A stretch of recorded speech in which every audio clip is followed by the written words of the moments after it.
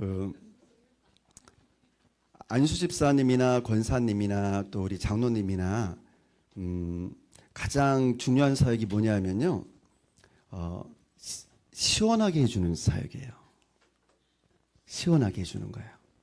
가장 먼저는 하나님을 시원하게 해드려야 됩니다. 하나님의 마음을 시원하게 해드리는 사람들, 그런 사람들이 직분자들이거든요. 하나님의 마음을 아프게 해드려, 직분자인데. 그러면 뭔가 좀 잘못된 거죠.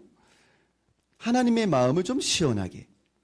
그리고 또 누구를 시원하게 해드려야 되냐면 성도들을 시원하게 해줘야 됩니다. 그게 사역자예요. 그러니까 시원하게 해주려면 어떻게 하면 돼요? 안마를 잘하시면 돼요. 육신의 안마를 잘해주시면 되는 것처럼, 여러분 권사님들은요, 성도들의 영혼을 시원하게 해드리면 되는 거예요. 만났을 때 이 권사님 만나면 내가 마음이 시원해져, 이러면 최고의 권사님인 거죠.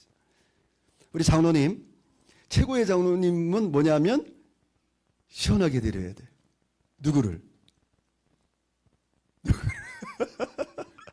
장로님은요, 목사를 마음을 시원하게 해줘야 돼요.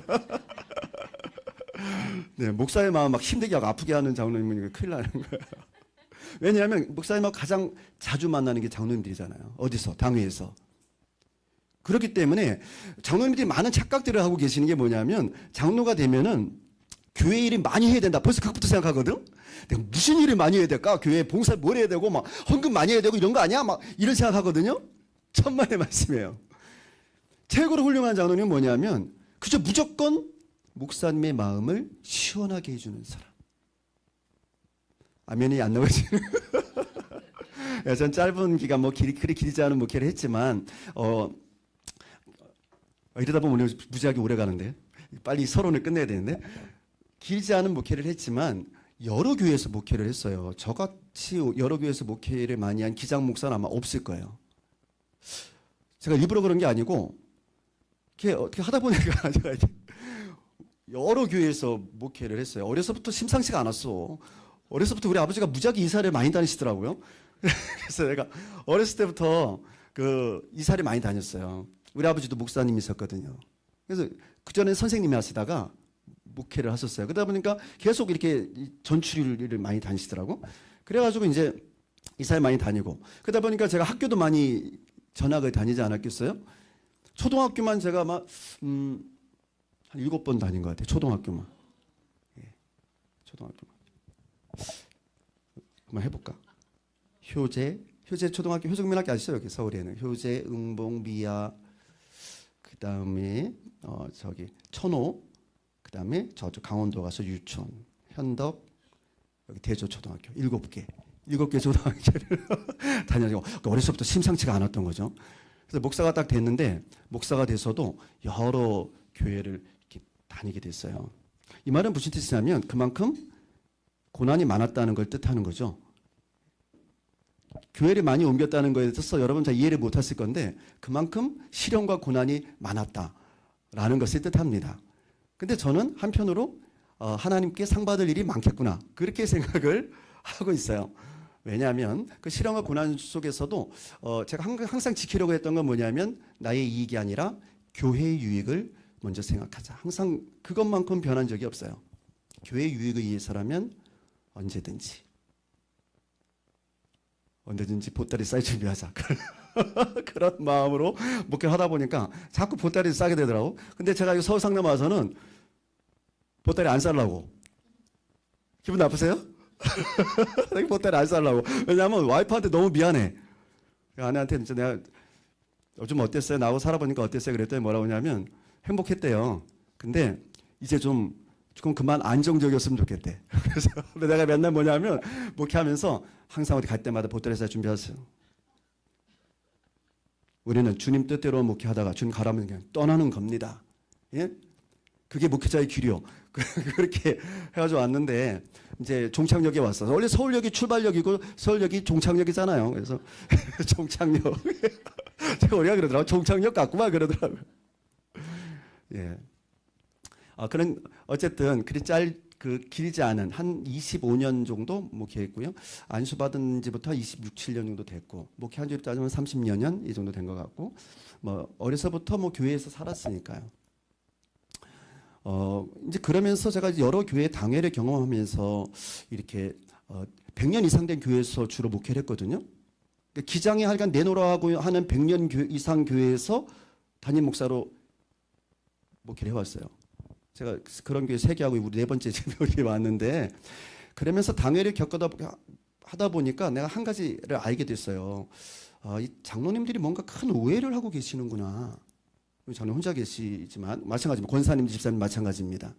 무슨 오해를 하냐면 사역과 직분을 맡게 되면 교회 일을 많이 해야 되는구나. 이게 훌륭한 직분자고 이렇게 생각들 하시는구나 라는 걸 알게 됐어요. 그런데 동시에 뭘 알게 됐냐면 교회 일을 많이 하면 할 수 있도록 하는 사람일수록 교회에서 문제를 일으킬 확률이 높아지는구나 라는 걸 알게 됐어요. 저만의 얘기가 아니고요. 수많은 목사님들 공통적인 얘기예요. 항상 문제는 누가 일으키냐면 교회에서 열심히 있는 사람이라고 하는 사람들이 문제를 일으키는 거예요. 그런 사람들이 다툼을 일으키고 교회에서 왕 노릇하려고 하고 주인 노릇하려고 하고, 교회를 예수가 주인 되는 교회가 아니라 자기가 주인 되는 교회로, 특히 역사가 길면 길수록, 그러니까 나하고 부딪힐 수밖에. 나는 거부했거든. 사람이 주인 되는 교회는 건강한 교회가 아니다. 목사가 주인 돼서도 안 되고, 저는 제가 주인 되는 것도 거부입니다. 장로가 주인 되는 교회도 아니고 오직 예수의 뜻이 지배하는 교회가 건강한 교회다. 아멘? 말로는 아멘으로 하는데 속으로는 뭔 소리예요 목사님, 무조건 내 말을 들어주셔야지. 그런 분들이 종종 계셨어요. 그래서 어려움도 겪고 그랬습니다. 저는 느끼기에 가장 건강한 그 직분자들은 시원하게 해주는 사람들이다. 평화를 이루어가는 사람들이다. 교회 안에서 어떻게든지 평화를 이루어가고 또 어떻게든지 하나님의 마음을 기쁘게 시원하게. 아까 제가 안마해드린 이유가 다 이유가 있는 거예요. 그리고 목회자의 마음을 시원하게. 다 시원하게 해주는데 목회자만 못해주겠어요? 목회자의 마음이 시원해야지 그게 누구한테 갑니까? 그게 그대로 성도들에게 가는 거거든요. 그럼 아멘 훈련을 좀 해야 될 것 같아. 아멘. 아멘. 이 아멘을 좀 해주셔야 돼. 네. 제가 편하자고 이런 얘기 드리는 게 아니고요. 제가 목회하면서 느끼고 경험하고 체험했던 것이 그거였어요. 사탄이 공격을 하면 목사부터 공격하는구나. 그래서 교회가 흔들리니까. 직분자들은, 이게 특히 장로님 되시는 분들은 약간 목회자의 마음을 시원하게. 그것이 가장 중요하다고 생각합니다. 그리고 제가 이제 오늘 지금 서로 이거 만우송창건 얘기를 해야 되는데 이거 조금 이따 하고, 정말 중요한 얘기, 두 번째 얘기는 뭐냐면요. 직분자는요, 예수님을 사랑하는 사람이 돼야 됩니다. 그게 가장 중요한 거예요. 다른 거 못해도 괜찮아요. 근데 예수님을 사랑하는 게 빠져 있으면 정말 이건 단팥 빠진 단팥빵, 단팥 없는 단팥빵. 이 돼버리는 거예요. 왜 그러냐면 예수께서 베드로를 부르실 때 베드로가 예수님 배신하잖아요. 근데 그 베드로를 부르실 때 예수께서 뭐만 물어보시냐면 딱 이거 한 가지만 물어봐요. 베드로야, 네가 나를 사랑하느냐? 이거 한 가지만 물어본다고요. 네가 어떤 능력이 있느냐? 네가 얼마나 재산이 많느냐? 네가 얼마나 학식이 많으냐? 이런 거 물어보신 게 아니고 뭐만 물어보냐면 베드로야, 네가 나를 사랑하느냐? 그거 하나만 물어보신다고요. 근데 베드로가 어떻게 했는데요? 그때 베드로가 예수님을 3번 부인했었거든요. 부인하고 예수님 십자가에 달려 죽으신 후에 베드로 도망쳐가지고 지금 갈릴리로 와 있어요. 지금 고기 잡고 있었다고요. 그런 베드로에게 나타나서 베드로야, 네가 나를 사랑하니? 그렇게 물어보셨다니까요. 베드로가 어떻게 했어요? 예, 예수님, 제가 사랑합니다. 이렇게 말 못했다고요. 뭐라고 얘기했냐면, 예수님, 제가 주님을 사랑하는 줄을 주님께서 아십니다. 그렇게 얘기를 해요. 차마 제 입으로 말 못해요. 왜? 나 배신했으니까. 주님이 아시잖아요. 저의 연약함을.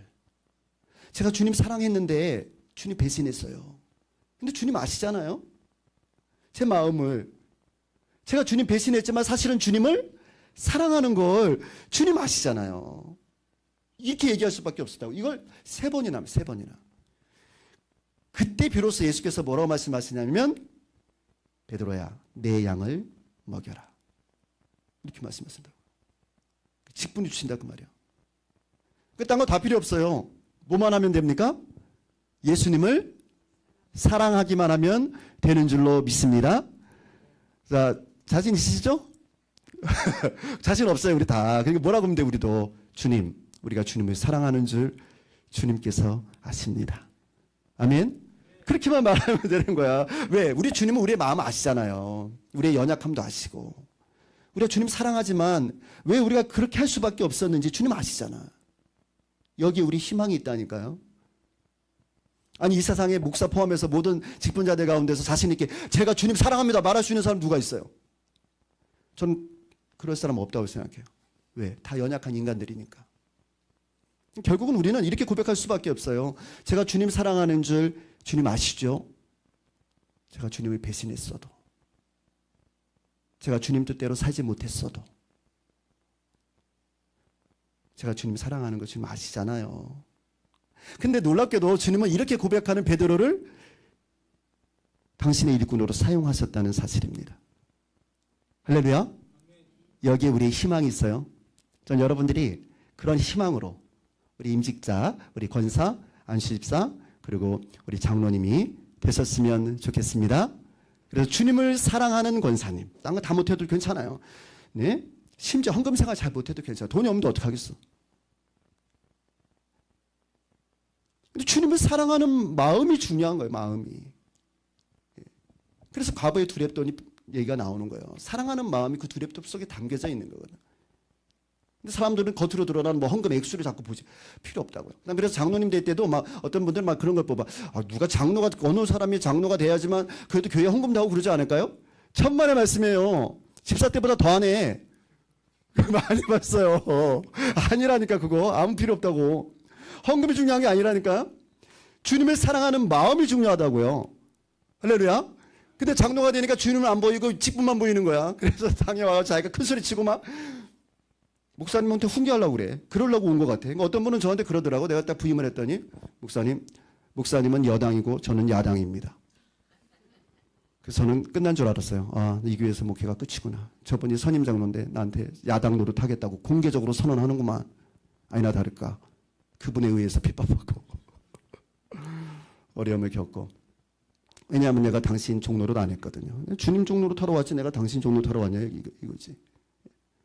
아, 그놈의 줏대를 죽여야 되는데. 만약 그랬으면 제가 오늘 여러분 못 만났을 거예요. 아마 거기서 계속 목회하고 있을 거야. 무슨 소용이 있겠어요. 주님 만났을 때 무슨 소리 들으려고.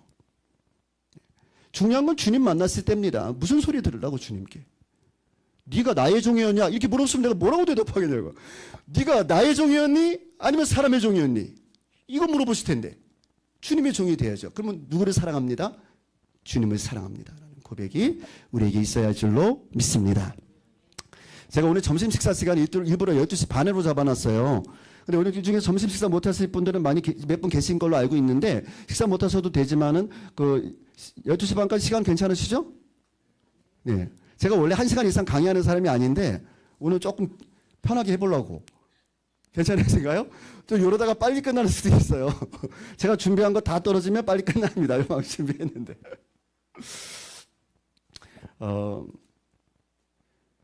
만호 송창근 목사님의 삶과 신앙을 통해 배우는 우리 직분자의 모습을 제가 말씀드리기 전에 여러분 우리 교회 직분자들 정도 되면 우리 교회 역사에 대해서는 좀 알아야 되지 않을까 하는 생각이 들었어요. 그래서 먼저 우리 교회의 지금까지의 목사님들에 대해서 간략하게 좀 소개를 해야 되겠다. 여러분 다 아세요? 우리 교회 목사님들? 지나온 쭉 목사님들 다 아세요? 아시는 분만 손 들어보세요. 몇 분 아시지 뭐 위에 아세요? 위에도 다 알아? 많이 알죠. 좀 어렸을 때 있었으니까. 맞아요. 그럼 제가 이렇게 말하는 것 중에서 아닌 거 있으면은 좀 바로 잡아주세요. 저는 우리 교회 70년사 있잖아요. 50년사. 그걸 중심으로 제가 우리 목사님들에 대해 좀 연구해서 소개해 드리려고. 그렇게 전 잘 몰라요. 자, 먼저 1대. 1대 목사님. 누구시죠? 송창근 목사님. 호가 뭡니까? 만호 뜻이 뭔지 아세요? 늦은 비. 늦은 비라는 뜻을 가지고 있어요. 그래서 만호 송창근 목사님 벌써 그 호 속에 겸손함이 담겨져 있어. 나는 빠른 사람이 아니라 이거지. 나는 늦은 사람이라 이거예요. 그래서 만호 송창근 목사님이 우리 교회 1대 목사님이신데 만호 송창근 목사님에 대해서는 제가 이따가 아주 집중적으로 이제 말씀을 드릴 테지만 만호 송창근 목사님께서는 1945년 12월 2일에 우리 교회를 창립하셨어요. 근데 창립될 때 우리 교회 이름이 뭔지 아세요? 성바울교회입니다. 성바울교회. 그런데 우리 교회하고 생일이 같은 교회가 또 있죠. 두 개가 더 있어요. 어느 교회가 있을까요? 우리 교회랑 같이 동시 개척을 했어요. 첫 번째 교회가 영락교회, 통합측교회죠. 영락교회가 우리 교회하고 같이 동시 개척한 교회입니다. 그 다음에 경동교회. 경동교회가 우리 같이 동시 개척했어요. 그럼 그 당시에 영락교회 담임 목사님, 개척하신 담임 목사님 누구죠? 한경직 목사님. 다 아시죠? 한경직 목사님 모르시는 분 손 들어주세요. 한 명도 없으시네. 네. 모르세요? 한경직 목사님이라고 통합 측의 어른이셨던 목사님이고 영락교회 담임 목사님이시고 일대 그 영락교회 목사님이시죠. 그분하고 그 다음에 경동교회 장공 김재준 목사님. 우리 기장의 출발에 큰 역할을 했던 그 장공 김재준 목사님 그리고 만호 송창근 목사님 세 목사님이 동시에 개척을 한 거예요.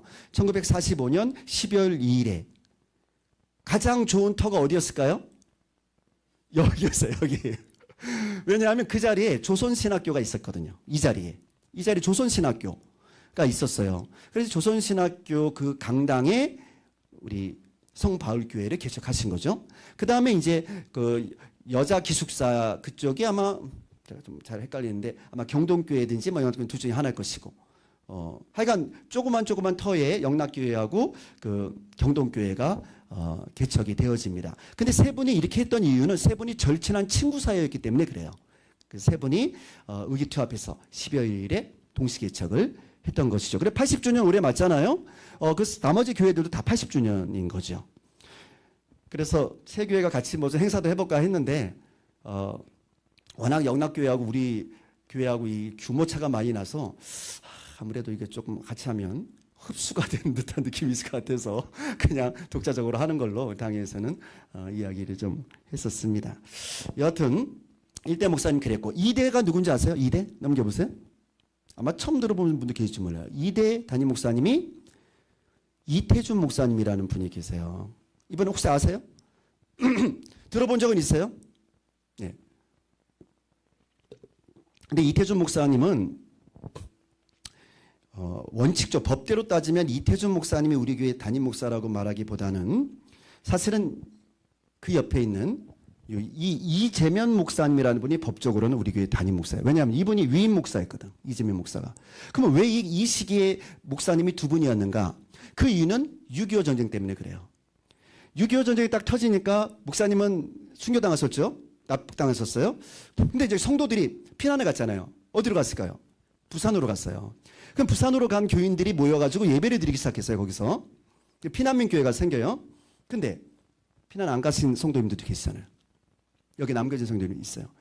그래서 여기서도 예배를 드립니다. 그럼 여기도 목사님이 필요하잖아. 여기 목사님이 누구냐면 바로 이태준 목사님인 거예요. 서울교회 목사님. 그러니까 서울에 남아와서 우리 서울의 성도들을 보살폈던 목사님이 이태준 목사님. 1951년 4월부터 1953년 12월 6일까지 여기서 목회를 하세요. 이게 임시 목사님이죠. 서울교회는. 근데 이재명 목사님은 부산에 내려가서 부산에서 성도들을 목회를 합니다. 그런데 우리 노회에서는 이재명 목사를 위임 목사로 세웠어요. 하지만 우리 교회 역사 50년사를 보니까 거기에 2대 담임 목사로 누가 나오냐면 이태준 목사로 이렇게 나와 있어요. 아마도 그 서울교회 전통을 따르지 않았을까 그렇게 생각이 듭니다.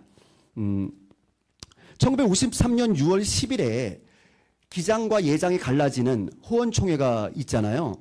이 부분이 여러분 무슨 말인지 잘 모르죠. 호원총회 뭐 이런 무슨 얘기인지 모르죠. 요 얘기는 제가 제 3강 때 말씀을 드릴까요? 기장의 출발에 대해서 여러분 우리가 전혀 모르는 가운데 지금 임직자들이 많거든요. 이런 기회에 그래서 제가 우리 집주민자들 오실 사람이 있으면 오라고 그런 거예요. 이게 좀 모르니까 이거 좀 알았으면 해서 1953년 6월 10일 날 기장 호원총회가 우리 교회 예배당에서 있었어요. 여기서부터 기장이 출발을 합니다. 그 다음에 1954년 6월 10일 날 제1회 기장총회가 우리 교회에서 열려요. 그래서 우리가 우리 교회를 기장의 어머니 교회라고 말하는 이유가 여기에 있는 거예요.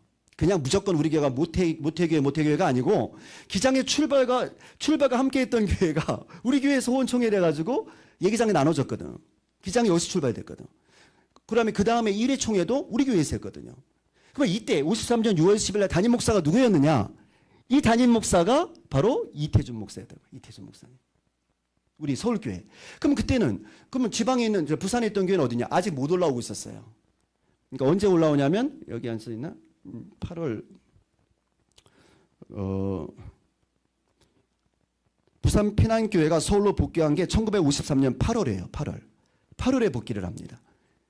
그리고 여기는 6월에 호원총회를 했으니까. 그러니까 호원총회 할 때 담임 목사는 바로 내려보세요. 전임 청걸로 이태준 목사님이 있었던 거죠. 그래서 우리 교회 담임 목사 2대 담임 목사로는 이태준 목사님이 그다라는 부분 아시면 될 것 같고요. 그래서 나중에 합쳐진 거예요. 올라와서 합쳐져요. 그리고 난 다음에 3대 김정준 목사님이 취임을 합니다. 1954년 12월 5일. 그러니까 약 1년여간의 공간이 있었어요. 왜냐하면 1953년 12월 정도에 사임을 하시거든. 이태준 목사님이. 그러니까 이제 그 공간 빈 시간 동안 있다가 김정준 목사님이 이때 취임을 해요. 근데 김정준 목사님이 한신대학교의 학장이셨거든. 그러니까 우리 교회 전통은 그 학장이 우리 교회 담임 목사를 했던 거예요. 그러니까 만호 송창근 목사님이 조선신학교 교장이 있었거든요. 그러니까 우리 교회 담임 목사를 한 거예요. 강당도 같이 쓰고. 이게 우리 교회의 출발이 된 거예요. 이 부분에 대해서는 상강 때 좀 더 자세하게 말씀을 드리겠습니다. 김정준 목사님 때 있었던 중요한 것은 뭐냐면 이때 1955년 9월 5일에 우리 교회당 건축 기공 예배 드렸다는 거예요. 지금 우리 본당이 있잖아요. 그 터에 건축 기공 예배가 김정준 목사님 때 시작이 돼요. 이때부터 몇 년간 건축을 하냐면 10년 동안. 건축 기간이 10년이에요. 그 10년 동안 이제 건축을 하게 되는 거죠. 그 핵심 멤버는 이제 4대 목사님이 하시는데 좀 이따 말씀드릴게요. 그 다음에 1957년 8월 한국신학대학으로부터 교회당 부지를 매입을 합니다. 터를 우리가 매입을 하는 거예요. 그래서 이제 우리 교회 땅이 되는 거예요. 지금 우리 본당 땅이. 자, 그 다음에 4대. 이혜영 목사님 아시죠? 이혜영 목사님 딸이 누구예요? 이혜정 목사님만 있는 게 아니죠. 또 있죠? 이혜정 권사님을 위해서요. 예, 그 두 따님이 바로 이혜영 목사님의 따님이신데 이분이 1959년 11월부터 1972년 11월까지 그러니까 13년간 우리 교회에서 담임 목회를 하십니다. 이때 교회가 건축이 되어지는 거예요. 그러니까 우리 교회 건축은 완공을 누가 했냐면 이혜영 목사님, 시작은 누가 했냐면 김정준 목사님. 김정준 목사님이 시작했다가 이혜영 목사님이 완공을 하세요. 그래서 송창근 목사 순교 기념교회당이 정식 명칭이에요. 우리 본당. 아시겠죠? 예. 헌당식이 1965년 7월 26일에 있었던 겁니다.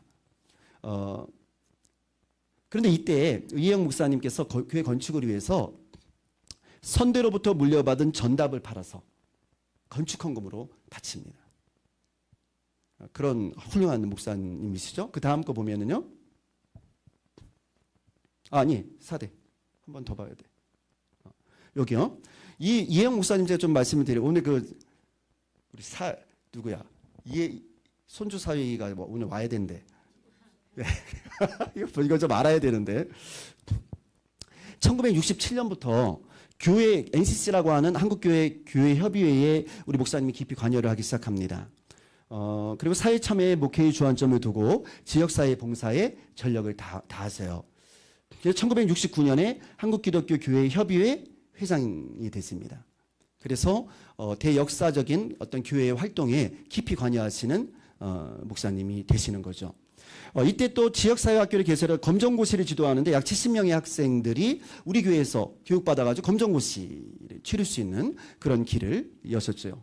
1970년에는 타거소도 개업 시작을 해가지고 지역사회에 이렇게 여러 가지로 봉사를 하는 사역을 감당하게 됩니다. 다음 5대 신종선 목사님.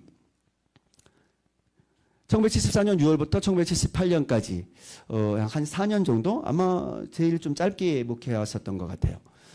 이분은 복음 중심적인 설교자였으나 후에는 교회협의회 인권위원장을 맡아서 인권운동 및 에큐메니칼 운동에 또 관여를 했습니다. 또 이때 잠시중앙교회를 개척해요. 여자 목사님 박성자 목사님인가 그분이 하시는 잠시중앙교회를 개척을 하시고 그분의 따님이 우리 교회에서 좀 다녔던 적도 있어요. 여하튼 그다음에 중학교 과정 야학 신설해가지고 신종수 목사님 때 야학이 시작이 되는 거죠. 그러면 이제 이분이 이제 목회하시다가 용산제일교회로 아마 가시는 걸로 알고 있어요. 다른 교회 갔었나? 저는 그렇게 알고 있고, 그다음에 그 2년간은 조양루 목사님이 설교 목사로서 우리 교회 봉사하지만 담임 목사가 아니기 때문에 우리 역사에 들어오지 않습니다. 그다음 넘어서 6대는 어느 목사님이 오시냐면 그때부터 아시죠? 언제부터 아세요? 이해동 목사님 때부터. 와, 대단하시네. 박찬선 목사님이 취임을 하세요. 6년간 우리 교회에서 목회하시는데 이분은 좀 다른 목회자들하고 조금 다른 부분이 뭐냐면 성령 운동을 하신 분이에요. 그래서 주로 부흥 강사로 많이 활동을 하시고, 근데 이때 우리 교회에 큰 문제가 하나 있었죠. 지역 재개발 및 그래서 교회 이전 문제가 하도가 돼가지고 교회에 그때 좀 어려운 부분이 좀 있었던 시기가 이 시기였습니다. 넘어가서 7대 김혜도 목사님. 여기 또 우리 김혜도 목사님 딸하고 좀 사이가 있어야 되는데 지금 아마 저걸 볼 거예요. 저기 인터넷으로 나중에 보시게 될 텐데 김혜도 목사님이 87년에 취임을 하셔가지고 92년까지 우리 교회에서 목회를 하세요. 김혜도 목사님이 직접 만나본 적 계세요? 손 들어보세요. 네. 공덕교회에서 심호하시던 김혜도 목사님을 우리 교회에서 특별 청빙을 하는 거예요. 왜냐하면 탁월한 설교자로서 그 명망이 있었거든요. 예? 주례도 해주시고. 이거 특별하신 분이시네요. 네. 정말 그리고 우리 기장 내에서도 탁월한 설교자로서 그렇게 인정받으시고 이때 말씀으로 우리 성도들에게 많은 은혜를 끼치셨던 분이시고, 또 그러다 보니까 공덕교회에서 성도들이 또 우리 교회로 많이 이렇게 넘어오셨어요. 그래서 우리 교회가 당시에 그러니까 김혜돈 목사님 때 가장 양적으로 부흥했던 시기로 알려져 있습니다. 네, 8대. 배태동 목사님. 여기 또 관계되신 분들이 좀 계시죠? 앞에 계시는군요. 사이분들. 네, 여기 계시는데, 배태동 목사님 우리 교회에서 가장 목회를 오래 하신 분이세요. 18년간 목회를 하셨어요. 은퇴하실 때까지 하셨으니까. 93년부터 2011년까지. 효동교회에서 심호하시던 배태도 목사님을 우리 교회에서 청빙한 거예요. 목회자다운 따뜻한 품성을 가지신 목사님이 있었고 포용력 있는 목회를 하셨던 분이 있습니다. 해외 선교에 집중하는 목회를 하죠. 그래서 왜냐하면 선교사 출신이 있었거든요. 그러니까 해외 선교에 관심을 많이 가지고 계셨어요. 그래서 우리 교회 해외 선교는 이때 집중적으로 이루어집니다. 많은 일들을 감당하셨죠. 교회 창립 50주년 기념행사 50년사를 편찬하셨고, 새꿈 어린이집이 이때 개원이 됩니다. 지금도 새꿈 어디 갔어? 김희옥 집사님. 아파?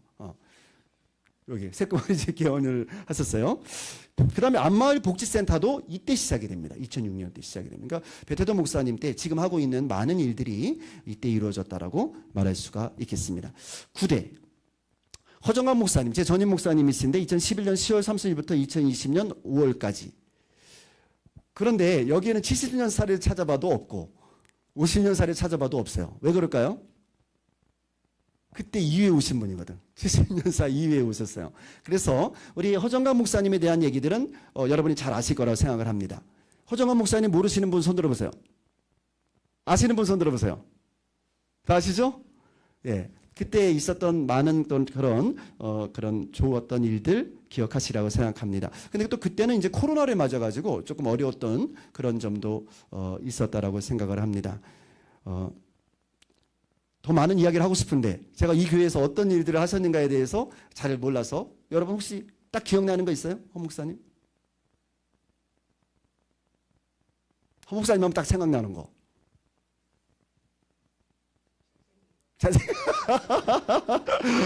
역시 잘생긴 건 또 아시는 거죠. 잘생기신 목사님, 네, 또 강해 설교하신 목사님, 또 저것도 왔었는데 그 뭐더라? 그 떼제 같은 거. 영성 그런 운동을 이렇게 많이 하시면 제가 허조 목사님하고 개인적으로 친하거든요.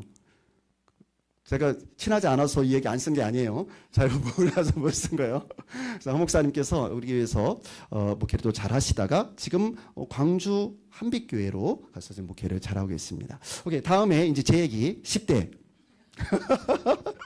자, 10대예요. 자, 10대 이거 딱 영자 하나 빼면 뭡니까? 1대. 제가 여기 와서 몰랐는데 우리 송창 목사님 잘 몰랐는데 송창 목사님을 공부하고 연구하면서 목사님 많이 배워야 되겠구나 하는 생각을 갖게 됐어요. 그래서 송창근 목사님을 배우고 또 본받으려고 노력하는 그런 목회를 하려고 생각하고 있습니다. 그래서 만호 송창근 목사님의 성빈 정신을 계승하려고 합니다. 성빈 정신을 계승한다는 것은 뭐냐면 약자와 어려운 자들, 그들과 함께 해주는 그런 교회를 이루어가는 그런 성빈 정신을 계승했으면 좋겠다 하는 마음을 가지고 있고요. 예수 중심의 복음적이고 기장성 있는 교회로의 부흥.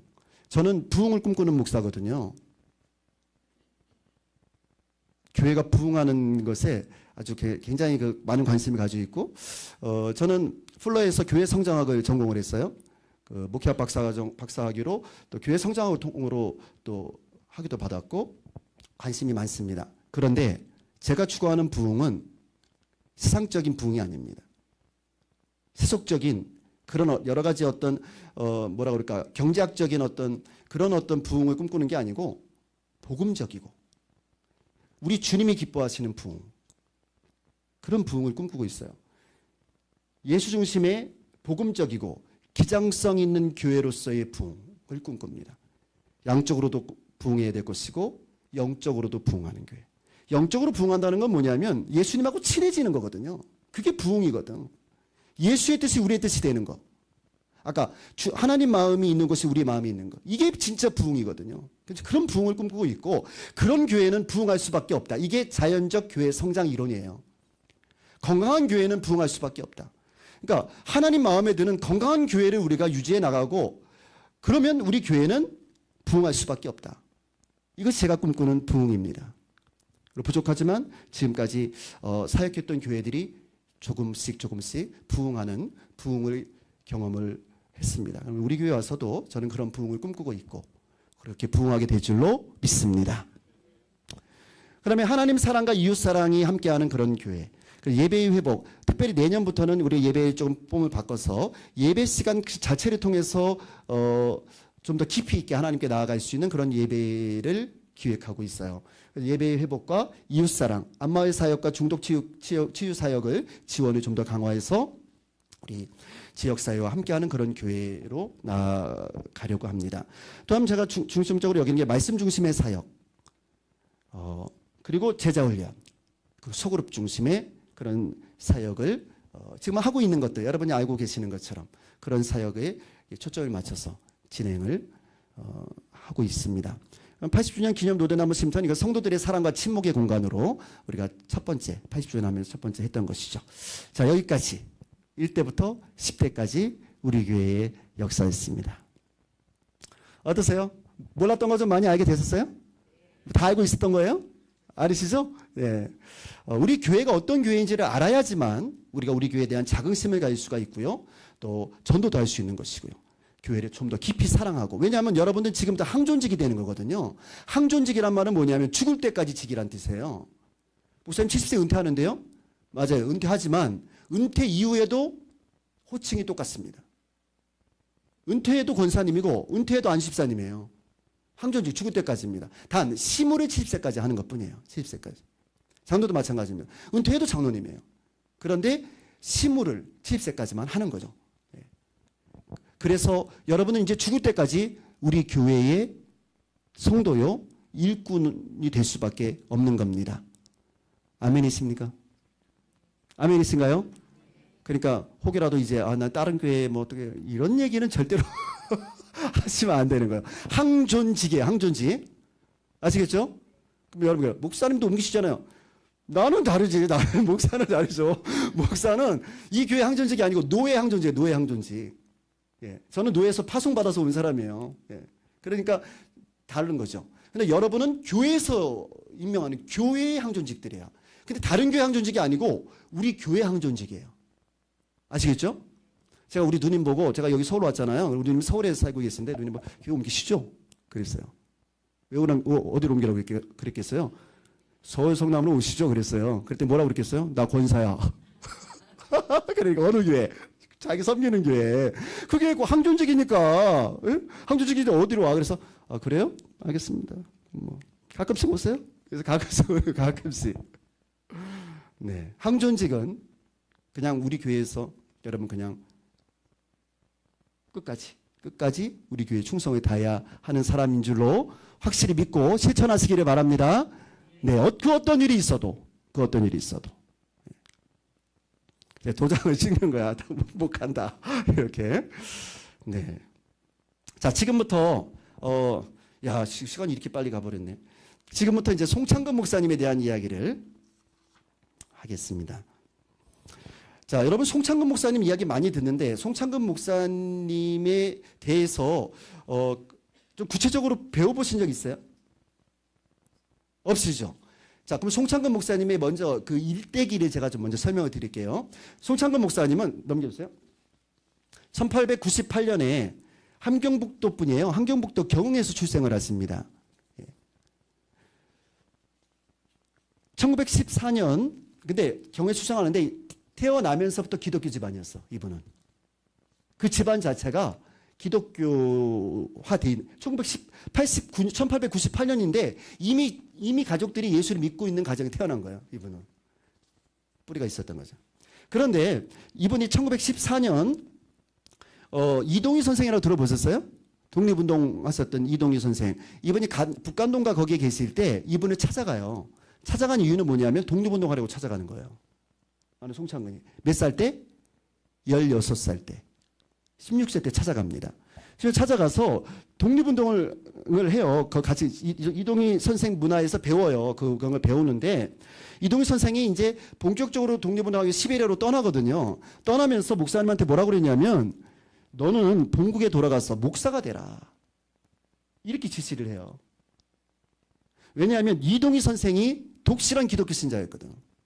그래서 여러분 강화도에 가면요. 강화도에 가면 그 기독교 무슨 박물관 아니 기독교 역사 기념관이라는 게 있어요. 제가 나중에 한번 우리 같이 갔으면 좋겠는데 거기 가면 이동희에 대한 이야기가 나와요. 그러니까 한국에 기독교가 처음 들어왔을 때 이미 이동희 선생은 그 예수를 주님으로 영접하고 그런 활동했던 기독교 독립운동가였던 거죠. 여기에 영향을 받고 다시 고향집으로 돌아갑니다. 넘어갔어요. 1916년에 가출, 이거는 가출했다고 써있는데 이거는 우리 벽돌 밀면 문이 된다고 하는 그 기독교 평전을 쓰신 우리 송호회 권사님이 가출로 표현을 해가지고 그대로 썼는데 가출이라기보다는 독립이라고 해야 맞겠죠. 1916년에 독립해서 집에서 나오세요. 나와가지고 서울로 옵니다. 서울로. 그러니까 함경도에 있다가 서울로 온 거예요. 근데 서울에 신학교가 당시에 뭐가 있었냐면 피어선 신학교가 있었던 거예요. 피어선 신학교가. 그 피어선 성경학원이라고 그래서 성경학원에 입학을 합니다. 여기서 3년간 공부를 하고 성경학원을 졸업한 다음에 바로 옆에 있는 우리 남대문 교회 있죠. 남대문 교회 조사로 들어가는 거예요. 근데 조사가 뭔지 아세요? 지금으로 말하면 전도사. 당시는 담임 목사가 없었거든요. 근데 이 조사가 전도사지만 담임 목사 같은 역할을 하는 사람이었어요. 근데 우리 목사님의 전임이 누구냐면 함태영. 함태영 아시죠? 부통령 했던 사람. 네. 함태영이 나중에 보면 나옵니다만은 우리 한국신학대학이 수유리로 이전할 때 그때 큰 도움을 주셨던 분이 함태영이에요. 우리 기장에 그렇죠. 맞아요. 송암교회 가면 그분이 있어요. 그분 사진이 있을 겁니다. 목사님이 나중에 목사님 거기 이제 아마 송암에서도 몇 대로 아마 나올 거예요. 그런 전임 조사가 송암 함태영인데 이 함태영 전임 조사가 송창근을 추천해서 송창근이 남대문 교회 조사가 되는. 남대문 교회 가면 몇 대 조사로 하면 나올 거예요. 거기.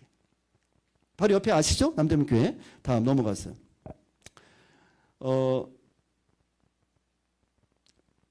그 전에 거. 네. 그 바로 없네. 요 사이에 남대문 교회 조사를 하면서 무슨 일이 있었냐면요. 독립운동에 연루가 돼요. 이때. 그때 했던 것이 뭐냐면,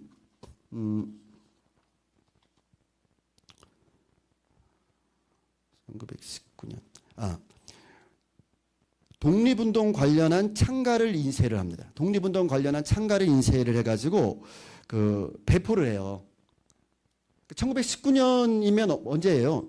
3.1운동 있을 때잖아요. 3.1운동 끝난 다음에, 그리고 나서 한 1년 정도 지났을 때, 많이 이렇게 3.1운동이 이게 좀 많이 이렇게 약해졌을 때, 그때 독립운동에 관계된 창가를 인쇄해가지고 학교들에게 막 나누죠. 그런 어떤 독립운동에 대한 정신을 고취시키려고 많은 송창근 목사님이 여기 남대문 교회 조사 이때 그 일을 하신 거예요. 그러다가 잡혀갑니다. 여기서. 그래가지고 경성지방법원에서 징역 6개월을 선고받아요. 이게 두 번째 독립운동 하신 거예요. 그리고 이제 복역을 마친 다음에 한북 운기의 고향집으로 돌아갔습니다. 그리고 이제 이때 이미 굉장히 유명 인사가 돼 있어요. 송창근 목사님이. 그러다가 이제 운기와 회령 등지에서 이제 연설을 하시는 거예요. 대중 연설가로 연설을 하시는 거예요. 이때가 나이가 22살뿐이 안 돼요. 근데 지금 22살이라고 생각하시면 안 되겠죠. 예, 옛날에는 활동이 훨씬 빨랐으니까 결혼도 훨씬 빨리 했고 또 죽기도 빨리 죽었어요. 그렇기 때문에 지금처럼 생각하면 안 돼요. 그때는 뭐 50, 60대면 평균 수율, 지금 뭐 8, 90대 보통 넘어가니까 20대만 돼도 아주 활동할 수 있는 활동가였던 거죠. 결혼도 무지하게 빨리 했거든요. 송창근 목사님은. 자, 그렇게 됐는데 이때 김재준을 찾아갑니다. 김재준을 찾아가. 그래가지고 서울에 가서 신학문을 공부해라라고 권면을 하는 거예요. 일면식도 없던 김재준이 똑똑하다는 이야기를 듣고 찾아가는 거예요. 이 사람 키우려고. 이런 분이 송창근이에요. 좀 이따가 이제 그 부분은 또 말씀드릴게요. 넘어갔어. 자, 1922년부터 이제 해외 유학을 꿈꿉니다. 그래서 일본으로 유학을 갑니다. 1922년에 일본으로 유학을 가서 이제 보시는 것처럼 이와 같은 여러 가지 일들을 하고 1923년에 최초의 책 바울과 그의 신앙이라는 책을 써요. 그리고 당신의 박사학위 논문도 바울에 관한 논문을 써요. 미국 가서. 어쨌든 바울 신학의 전문가였던 거죠. 이렇게 하시고 그다음에 넘어가서요. 자세한 거는 넘어가서 다시 1924년 3월경에 일본으로 갔다가 1926년 3월에 일본 천산학원을 신학부 졸업하고 귀국한 다음에 26년, 그러니까 28살 때 귀국해가지고 그 다음에 다시 미국 유학을 계획을 합니다. 넘어가서요. 1926년 10월 11일에 미국 샌프란시스코 신학교에 입학을 하고 27년에 프린스턴 신학교에 전입했다가 그러니까 미국에서도 많이 다니셨던 거죠. 저도 그랬거든요. 많이 돌아다녔거든요. 그러다가 1928년 9월에 피츠버그의 웨스턴 신학교에 전입해서 이 웨스턴 신학교를 졸업하고 거기서 신학학사, 그러니까 신학사하고 신학석사학위를 받으세요. 그리고 1931년에 미국 덴버로 아일리프 신학교로 전입을 가서 거기서 졸업을 하시면서 거기서 신학박사학위를 받아요. 이게 우리나라 최초의 신학박사학위입니다. 미국에서 딴 거. 들어와서 딴 게 아니고 미국에서 따가지고 들어오신 최초의 신학박사가 만우 송창근 박사예요. 만우 송창근 박사가 원래 해야 되는 주로 목사님이라고 많이 하죠.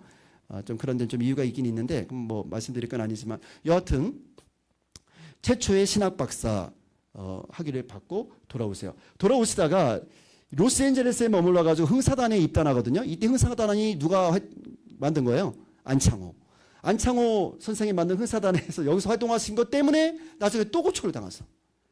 이게 3차 독립운동인데 자 넘어가세요. 1932년 1월 5일에 서울에 도착하신 다음에 1932년 4월에 평양 산정현교회 담임 목사로 청빙을 받아요. 자 그런데 산정현교회가 어떤 교회입니까? 산정현교회는 평양에서 제일 큰 교회였어요. 누가 계셨던 교회인지 알아요? 조만식 장로. 아시죠? 우리나라 독립운동을 이끌었던 정말 뭐 이게 손가락에 꼽히는 이런 분들이 그 교회 장로님들이 있었어요. 제일 큰 교회였고 여기서 미국에서 신학 박사를 따가지고 오신 목사님을 청빙해가지고 들어온 거야. 근데 이때만 해도 목사가 아니었어요. 그냥 조사였어요. 조사. 왜냐하면은 목사 그 임직을 못 받았거든. 근데 그 이후에 평양노회에서 목사 임직을 받고 사역을 해요. 몇 년간 사역하냐면 4년간 사역을 합니다. 사역을 하다가 거기 장로님들하고 좀 안 맞았어요.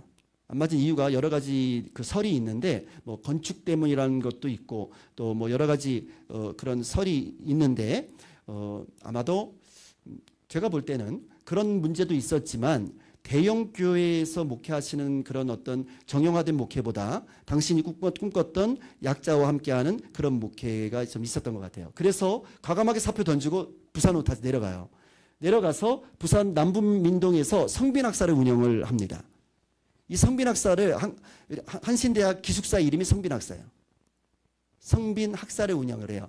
이때 진정률 장로라고 하는 분이 계시거든요. 거제도의 거부인데 그 양반의 도움을 받아서 성빈학사를 운영을 하게 되죠. 나중에는 한국신학대학이 문교부 인가를 받는 데에 거제도 땅 50만 평을 진정률 장로가 기부를 하는데 송창근 목사님이 설득해서 그것도 받아내는 거예요. 그래서 조선신학교라고 하는 문교부 최초의 대학교가 한신대학이 최초의 대학이 되는 거예요. 그래서 자, 넘어가겠습니다. 일단 그러다가 그 일 하시다가 1937년에 종로 경찰서 형사에게 체포돼가지고 서울 압송돼요. 1년 반뿐이 못해요. 그 성빈학사 활동을. 그 수양 동호회 사건 때문에 그런 거예요. 연루돼가지고. 그래서 세 번째 독립운동이죠. 그래서 보석 상태로 풀려나게 됩니다. 넘어가서 무죄 판결 받고 이제 보석 상태로 풀려나니까 1939년 3월에 조선신학원을 설립하려고 해. 최초의 자주적인 신학교를 건립하고. 왜냐하면 전부 다 선교사들에 의해서 신학교들이 움직여졌거든요. 그러다 보니까 이제 자주적인 또 유학파들도 많잖아요. 교수, PhD 따가주신 분들도 많고. 그래서 자주적인 신학교를 세우기 위해서 조선신학원 설립 준비를 하게 되는데 이때 기성의 총무를 맡아서 하시다가 일제에 협박을 받습니다. 너 이러면 보석 취소하고 다시 감옥을 갈 거야. 이렇게 협박을 받아요. 그래서 당신이 못합니다. 이걸 내려놓고 누구를 찾아가냐. 김재준을 데리러 오는 거예요. 김재준을 그때. 그래서 어디 갔어? 여기 김재준을 북간도 용정에 있던 김재준을 이때 거기 선생님하고 있었거든. 김재준도 유학하고 와가지고 선생님하고 있었는데 거기서 데려와가지고 신학교 설립 사무를 맡깁니다. 이래서 김재준 목사님이 기장의 핵심적인 멤버로서 서게 되는 거예요. 3대 조선신학 원장이 되거든. 김재준이. 그 다음에 넘어갔어요. 그래서 이제 당시는 40년에 그냥 다 내려놓고 김천의 한금정 교회로 부임을 하게 됩니다. 한금정 교회 쳐보시면 거기 그 내용들이 나와요. 이름이 조금 바뀌었더라고.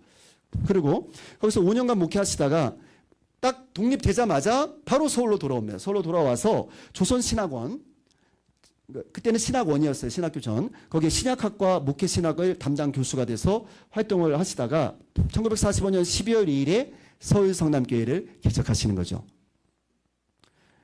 당시 성벌 전도교회라고 했는데 개척 후 2년 만에 성도가 700명이 됐다고 합니다. 그러니까 뭐 폭발적인 부흥이 있었던 거죠. 당시는 영락교회나 경동교회나 게임이 안 됐던 거지. 가장 성장하는 교회가 바로 서울 성남교회였던. 그런데 이분이 1950년 8월 23일 날 납북을 6.25 때문에 이렇게 된 거야. 6.25가 터지고 난 다음에 교회 지키다가 납북당하시잖아요.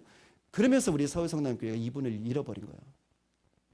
계속 계셨다면 아마 지금 우리 교회가 아마 수만 명 모이는 교회, 영락교회에 능가하는 그런 교회가 되지 않았을까. 왜냐하면 탁월한 설교자거든. 여러 가지 또 많은 은사를 많이 받으신 분이 있어가지고 좀 그런 부분이 안타깝기는 합니다. 넘어가서요. 1946년에 조선신학원 제4대 원장이 되세요. 이때 이제 장군 김재준 박사, 박사가 아니지, 그분은 장군 김재준 목사님하고 트러블이 생겨요. 왜냐하면 4대 원장 나올 때 경선했거든. 김재준 목사님하고 송창근 목사하고 경선을 했어요. 누가 됐냐면 송창근이 된 거예요. 사실은 송창근 목사님이 선배고 또 송창근 목사님이 김재준을 다 끌어줬거든.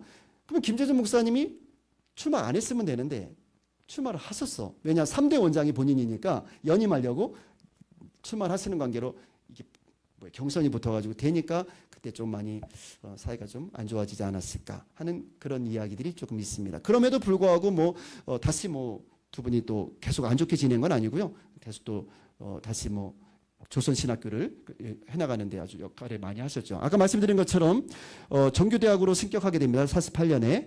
아까 이제 말씀드린 것처럼 진정유 장로가 그 땅을 희사했기 때문에 그걸 기반으로 해가지고 조선신학교가 문교 인가를 받을 수가 있었던 거예요. 그래서 일대 교장이 바로 만우 송창근 목사님이시다. 그리고 이제 납부당하셨죠. 자, 우리 교회는 좀 특별한 교회예요. 교회가 먼저 있고 신학교가 있었던 게 아니고 신학교가 있는데 그 신학교 내에 개척된 게 우리 교회예요. 예. 우리 교단도 마찬가지입니다. 우리 교단이 어떤 교회들이 다 모여가지고 거기서 신학교를 만든 게 아니고 우리 신학교에 있는 우리 교수들이 또 송창근 목사님은 그때 뭐 이미 돌아갔었지만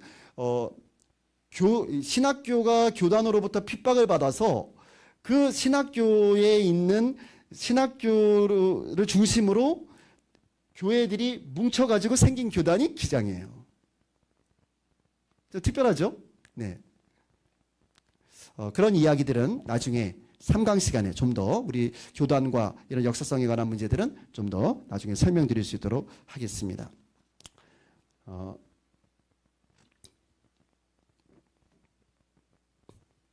이제 만우의 삶에 대해 좀 아시겠어요?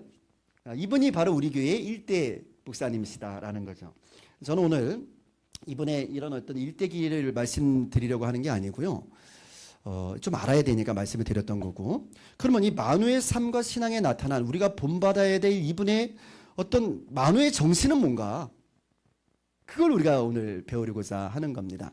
자, 만우의 정신 첫 번째. 무슨 정신이요? 크게 한번 읽어볼까요? 통합의 정신입니다. 만우 송창근 하면 제일 먼저 떠오르는 거. 만우 송창근 목사님은 통합하는 분이 있었다라는 거예요. 분열을 거부했습니다. 내 의견이 아무리 옳아도 내 의견을 끝까지 고집하지 않았어요. 만우 송창근은. 이게 사실 원래 기장의 정신이거든요. 근데 뭔가 착각들을 하는 것 같아. 내가 옳고 내가 정의로우면 무조건 나만 우리 생각만을 고집해야 된다고 생각하지만 사실 만우 송창근의 정신은 그런 정신을 넘어섭니다. 김재준 목사님은 원래 돌격 앞으로를 많이 하셨어요. 이거 아니면 참 아니면 거짓 이것을 주로 이야기했어. 근데 송창근은 만우 송창근은 포용을 이야기했어요. 나하고 생각이 좀 달라도 우리가 함께 가야지 되지 않겠는가. 그러니까 좀 더 폭이 넓은. 그러니까 김재준 목사님도 포용하고 한경진 목사 보수적인 분이거든요. 한경진 목사님도 포용해. 이분이 함께 가는 거예요. 그래서 동시 개척을 한 거예요. 세 분이. 이게 만우의 정신입니다. 만우의 정신은 무슨 정신? 통합의 정신. 그렇게 하기 위해서 송창근 목사님께서는 별거 아닌 것들은요 그냥 져줬어요. 본질이 아닌 건 져줬다고요. 그다음 본질을 양보하신 분은 아니야. 근데 정말 별거 아닌 것들은 그냥 져줬어요. 당신의 어떤 학문적인 자존심도 그냥 내려놔줘요. 저는 이게 너무 정말 본받고 싶은데 잘 안 돼. 근데 정말 이게 훌륭한 분만이라 생각해. 일화가 있는데요.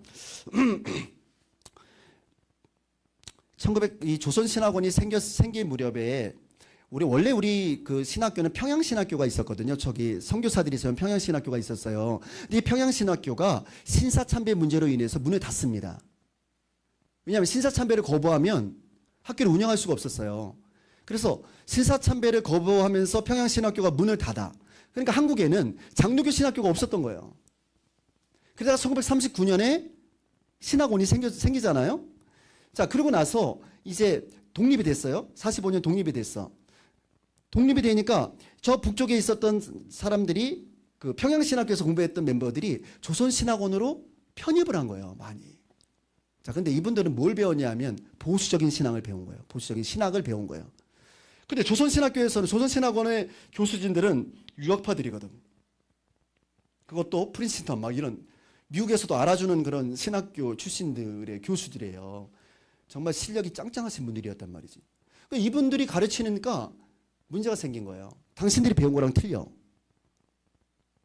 당신들은 뭘 배웠냐면 축자 모어 영감설 막 이런 거 배웠거든. 무슨 말이냐면 문자적으로 성경에 하나도 틀림이 없다. 이렇게 배운 거야. 그럼 여러분들 가운데서 문자적으로 틀린 거 없는 거 아니야? 이렇게 생각할지 모르지만 자, 그러면 저희가 예를 한번 들어볼게요.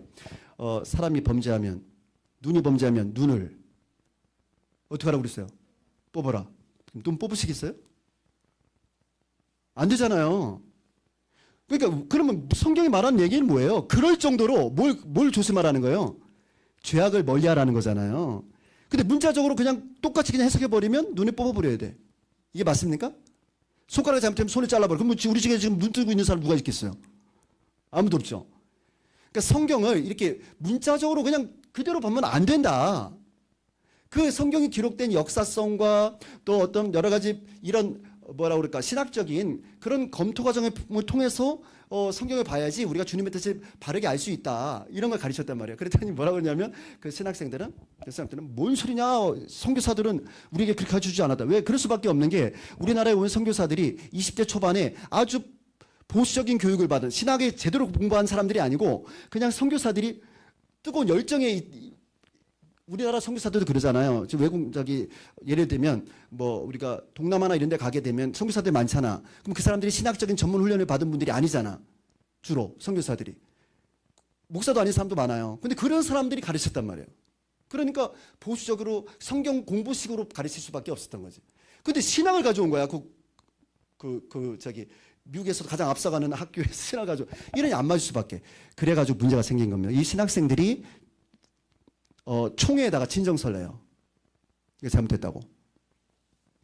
그래가지고 이단 시비가 막 붙고 막 그래. 이단이 아니라 김재준 박사 잘라버려야 된다. 이렇게 막 나온 거예요. 목사 임직 제명해야 된다. 막 이렇게 나오게 된 거죠. 자, 이런 찰나에 조사위원회가 조선신학교로 찾아온 거예요. 그래서 조사위원회에서 이런 문제가 있는데 당신들의 입장을 밝혀달라 그랬어요. 그랬더니 김재준 교수를 불러서 이야기했더니 김재준 교수가 뭐가 잘못된 것이오? 무슨 고등비평이 어떻고 막 이런 얘기를 했어. 그러면 이제 싸움밖에 안 나는 거지. 자, 그런데 이때 송창근 목사님 뭐라고 얘기했었냐면 제가 이 얘기를 드리고 싶은 거예요. 뭐 신학적인 이야기를 드리고 싶은 게 아니라 송창근 목사님은 딱 들어가니까 송 교수님, 우리 신학생들이 송 교수님이 신학학 교수님이신데 마태, 마가, 누가, 요한복음 4개 복음서가 복음서라고 하는데 그 중에서 가장 먼저 기록된 복음서가 마가복음이라고 가르치셨는데 순서대로 그 당시는 성경의 기록 연대를 순서대로 생각했거든. 마태가 제일 먼저 기록되어지고 마가, 누가, 요한 이런 식으로 기록되어졌다라고 옛날에 배운 거예요. 평양신학교에서. 그런데 목사님은 마가가 제일 먼저 기록됐다고 그렇게 가르치신다고요? 뭐가 가장 먼저 기록된 겁니까? 딱 그렇게 물어본 거예요. 그랬더니 이 신학학 정말 전공하신 이 신학학 박사인 완송창 목사, 그렇습니까? 그렇습니까? 그러니까 구별하시다니만 복음서 중에 제일 먼저 기록된 것은 마태복음이요. 그리고 나가신 거야. 그리고 신학교 강단에서는 그 다음에 뭐라고 가르쳤을까요? 마가복음이라고 가르쳤죠. 마가복음이라고. 근데 그냥 마태복음이라고 해. 라고 한 거예요. 그럼 이번 얘기는 뭐냐면, 야, 그게 죽고 살 일이냐? 라는 거예요. 마태복음이 먼저면 어떻고, 마가복음이 먼저면 어때? 그렇다고 예수 정신이 바뀌냐? 우리가 따라야 될 분은 예수지. 뭐가 먼저 기록된 게 뭐가 중요하냐. 그리고 당신이 그냥 그렇다고 해. 그렇게 나온 거예요. 그래서 문제가 일단은 된 거예요. 이때. 근데 이분이 돌아갔으니까 납북당했으니까 이걸 해줄 사람이 없었던 거죠. 그래서 1953년에 이게 터진 거야. 이게. 그러지 않았으면 왜냐하면 그 보수 쪽의 거두인 누구야? 영락의 한경진 목사님 절친이잖아요. 같이 유학도 했고. 서로끼리는 다 이게 되는 거야, 이게. 그런데 이분이 안 계시니까 완충하실 사람이 없어. 동합해줄 사람이 없어. 그러니까 그냥 장관 김재준 목사님 돌격 앞으로. 뭔 얘기냐? 마가복음이지. 막 이렇게 나가는 거죠. 신학적으로. 지금은 총신 쪽에서도 그 보수적이라고 하는 총신이나 이런 쪽에서도 다 마가복음이 먼저 기록돼 가르쳐요. 통합 쪽에서 축자무역연관사 가르치지 않아요. 신정통주의 신학을 가르치죠. 우리 한신도 우리 기장도 신정통주의 신학을 가르쳐요. 그러니까 지금은 신학적인 그런 본류로 다 돌아왔어요. 근데 그때는 막 이단이라고 막 그런 거죠. 그 세계적인 측면에서 볼 때는 정말 아무것도 아닌 거였는데도 그렇게 이런 것 때문에 교단이 나눠지게 됐던 거죠. 그래서 사실 어떤 평가가 있냐면 송 목사님이 납북당하지 않으셨다면 예장과 기장이 갈라지지 않았을 것이다 라는 평가가 굉장히 우세합니다. 그랬으면 어렵더라도 대화하면서 맞춰 나갔을 텐데 송 목사님 같은 통합해주는 사람이 없었기 때문에 실제로 이장식 교수라고 하는 분이 있는데 이분이 이런 증언을 합니다. 당시에 나는 교무실에서 일을 하면서 지방에서 김재준 교수에 대해서 흥분해서 송 박사님을 찾아온 목사들을 여러 보았다. 흥분한 거예요. 이때 송 박사님은 당시 커피가 엄청 귀한 건데 커피 끓여가지고 그분들을 잘 대접하면서 사실은 당신도 그분들이 맞지 않았겠죠? 그런데 잘 대접하는 거예요. 잘 대접하면서 그들의 어깨에 손을 얹고 어루만지시면서 그들을 무마시키는 것을 보았다. 그러지 말라고. 우리가 함께 가야 되지 않겠냐고. 당시에 신학교에는 아예 새 교단을 만들어서 갈라지는 것이 상책이라고 주장하는 격렬파도 있었지만 송 박사님은 할 수 있는 대로 교회 분열을 막아보자는 것이었다. 할렐루야. 여러분 이분이 바로 송창근 목사님이에요. 저는 이것을 배우자는 거예요. 우리가 송 목사님의 이 통합의 정신을 우리가 배워야 되겠다라는 겁니다.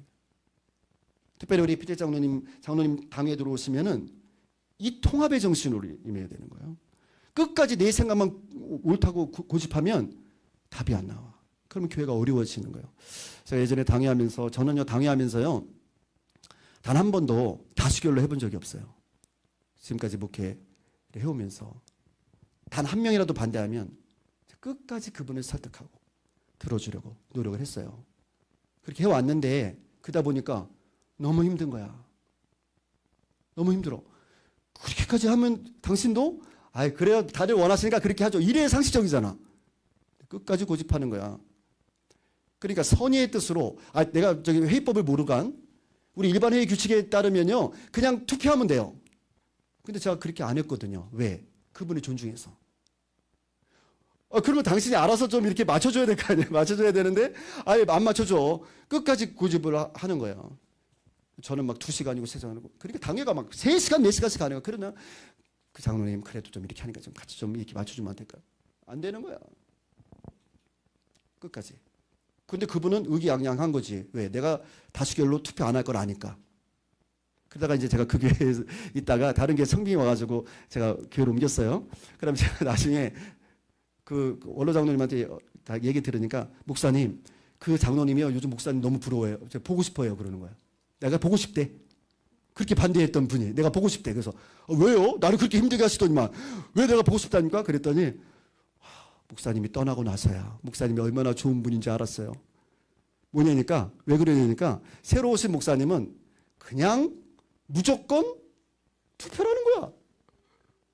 자 이렇게 이런 안건입니다. 이렇게 처리하겠습니다. 그리고 나서 자 의견 얘기해보세요. 얘기 들었죠? 목사님 이거 안 됩니다. 막 그분이 막 우겨도 그러면 투표합시다. 투표해버린다는 거야. 난 한 번도 안 했는데.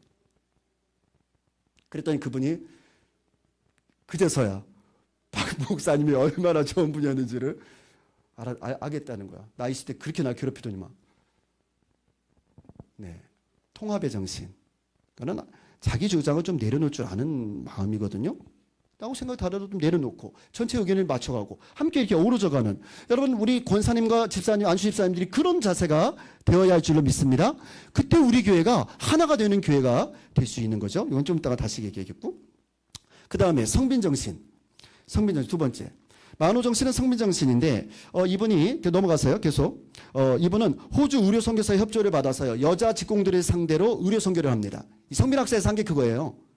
여자 직공들, 그러니까 공장에서 일하는 여자 직공들을 상대로 의료 선교를 해요. 그 다음에 교회당을 그 아이들에게 무상교육하고 하는 무상교육 장소로 대여를 해줘. 그냥 빌려줘. 무상으로. 유치원을 운영하고 학원을 운영합니다. 그러니까 가난한 아이들을 위한 성빈학사. 그 다음에 매주일 오후 2시마다 성경 강좌를 열었고요. 마지막 네 번째로 일본 유학생들이 일본으로 유학 가는 유학생들이 당시엔 그게 가장 엘리트였거든요. 미국 유학 너무 머니까. 그래서 일본으로 가는 유학생들을 위해서 거처할 수 있는 거처 공간, 쉴 수 있는 무료로 제공을 해줘요. 그러니까 성빈학사의 기본 정신은 바로 여기에 있습니다. 가난하고 어렵고 힘들게 살아가는 사람들, 그런 사람들에게 도움을 주고 힘을 실어주는 것, 바로 그런 성빈학사 운동을 하시는 거죠. 이게 나눔과 섬김의 정신인 거죠. 사실은 여러분 이게 기장성의 근간이에요. 나중에 3강 때 말씀드리겠습니다만은 여러분 기장성 하면 맨날 데모나하는 게 기장성이 아니에요. 기장성 하면 옛날에 군사 독재 정권 시절에 데모 많이 하고 그랬으니까 기장성 하면 데모하는 거구나 이렇게들 생각들을 하는데 그건 하나의 부분에 지나지 않아요. 기장성의 본질은 뭐냐면 기장성의 본질은 복음이에요. 복음. 예수 닮기, 예수 따라가기. 그 시대적 상황에서 그걸 했을 뿐이지. 근데 예수님 뭐라고 말했냐면 지극히 작은 자 하나에게 한 것이 곧 뭐라고 그랬어요? 나에게 한 것이라고 그랬거든요. 지극히 작은 자 하나에게. 이게 기장성이에요. 그러니까 지극히 작은 자 하나를 예수님 보듯이 섬기며 그들에게 물 한 잔 대접하고 그들의 먹을 거 나눠주고 그들의 눈물 닦아주고 그들의 손을 잡아주고 이게 기장성이에요. 기장성. 힘있고 잘 나가는 사람들에게만이 아니라 힘없고 어렵게 살아가는 사람들에게도 힘이 되어주고 예수의 이름으로 냉수 한 그릇 떠주는 사람. 이 정신 이게 기장성이거든요. 이 얘기는 또 나중에 3강 때 좀 더 자세하게 말씀드리겠습니다. 세 번째 만우정신 나라 사랑의 정신인데요. 제가 말이 점점 빨라지고 있잖아요. 왜 빨라질까요? 점심 식사 시간이 다가오고 있는데 빨라지고 있어요. 나라 사랑의 정신 독립운동을 하셨던 분이거든요. 아까 말씀드렸지만 세 번이나 되는 독립운동을 해요. 옥고를 치릅니다. 근데 당시의 옥고는요, 지금 옥고하고 달라요. 지금은 그냥 감옥에 가면 되잖아. 감옥에 간다고 때리거나 고문하지 않잖아요. 근데 송창근 목사님 시대에는 독립운동에서 감옥에 가면 무조건 고문이야.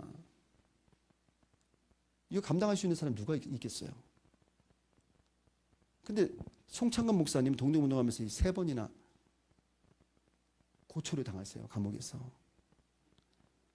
이분이 뭐라고 얘기하냐면 이런 얘기가 당신들이 항상 하고 다녀. 나는 밖에 가면 순사들이 너무 무서워. 그리고 교회에서는 장로들이 무서워. 이분이 그런 얘기를 했어요. 산정형 교회에서 많이 뛰셨나 봐. 어쨌든 그랬고 세 번째 뭐라고 줄 알아요? 난 집에서는 며느리가 무서워. 그랬대요. 아내가 아니고 며느리가 무섭다고. 그 며느리가 누구냐면 지금 저기 애강원 원장 90세 되신 우리 애강원 원장 그 며느리시잖아. 똑똑하신 분이시죠. 그래 얼마나 무섭겠어. 아버님 이렇게 하시면 안 됩니다. 얘도 그러지 않았겠어요? 네. 그만큼 열심히 독립운동 하셨던 분인데 말년에 친일을 했다고 오해를 받으셨어요. 이게 정말 가슴 아픈 일인데. 당시의 친일에는 여러 가지 종류가 있겠지만 적극적으로 일제에 가담해가지고 했던 그런 친일이 있겠죠. 근데 마지못해서 어쩔 수 없이 정말 걔네들의 요구를 거부할 수 없었던 분들도 계시거든요. 근데 송창근 목사님이 말년에 그 일을 좀 하신 거야. 무슨 얘기냐면 당시에 일제가 전쟁이 끝날 무렵쯤 되니까 어떤 정책을 펴냐면 조선 기독교 말살 정책을 펴니다. 그러니까 교회를 다 없애려고 그랬어요. 근데 만약에 니네가 교회가 존속하려고 그러면 일본 기독교 그 총회 안으로 들어와라 이거예요. 그래서 당시 한국 기독교의 거두였던 만우 송창근 목사님이 걔네들이 일제가 만들었던 그 연합회의 임원으로 활동을 하세요. 그러니까 그 임원했다고 친일이라고 그러는 거예요 지금. 송창근이. 이 고난을 당하신 분에게. 솔직히 말씀드리면 장군 김재주는 목사님 참 훌륭하신 분이시지만은 감옥 한 번 가신 적 없잖아. 근데 송창근 목사는 감옥 3번이나 이렇게 다녀오신 분은 친이라고 하면 됩니까? 제가 만우 기념사업회 회장이라고 그 얘기 드리는 거 아니야. 좀 억울하잖아. 난 내가 정말 그 입장이라면 너무 억울할 것 같아. 그 고문 한 번만 받아봐. 누가 독립운동하고 싶겠어요? 사람의 반 죽여놓는 고문인데. 남산에 매달려가지고서 모기한테 다 뜯기신 분이 송창근 목사님이에요. 나라를 위해서. 이런 분이 나중에 40년 이후에 독립되기 직전에 한국 기독교 교회를 살리기 위해서 그 임원 맡아가지고서 활동하신 거 가지고 지금 친일파라고. 그래서 친일 인명사전에 등재가 됐어 지금 우리 목사님이. 이거를 친일 인명사전에 올려놓은 사람이 누구냐면 그게 바로 또 우리 기장 목사란 말이에요. 웃기죠 정말.